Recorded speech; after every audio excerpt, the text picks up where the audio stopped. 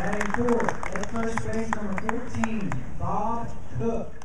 The bats have been alive for the past week and a half, and that's what we're so excited about. Is we've been playing well, and we were fortunate to have the NESCAC tournament last weekend, whereas Rowan hadn't played in over a week and a half. So we were able to keep the rhythm and carry that momentum of swinging the bat well from the NESCAC playoffs to today.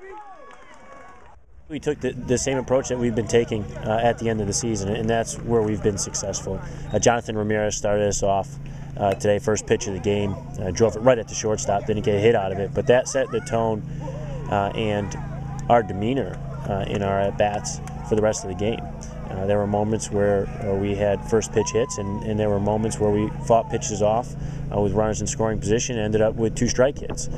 So we're coming together as a team in terms of our approach and coming up big in key situations with runners in scoring position and with 2 outs. And when teams do that, they're going to be successful. Yes, John came up big because we've moved him and his starts throughout the year. So last year he was a weekend starter for us, and this year he had different starts at different moments, and then he came up big in relief in the NESCAC playoffs, and then got the start today in our teams for all of these guys' first NCAA tournament game. So he did what we needed him to do, which was to allow for us to get a lead early and to build on that lead. He led up the home run to Grimes, which shortened the lead, but at the end of the day, he was able to pump strikes and force them to put the ball in play, and we made the plays behind him at the start of the game while we built our lead. When we beat Wesleyan in the NESCAC playoffs, where they came back and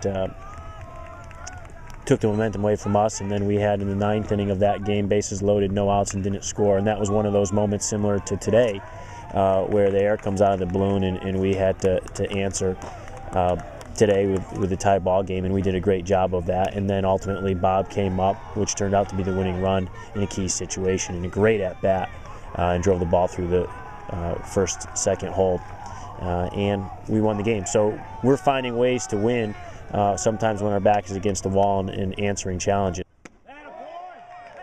We went to Dylan Driscoll, who's been a weekend starter for us, in the middle of the game, and then Adam Medoff picked us up for an inning, and Charles Nutter closed it.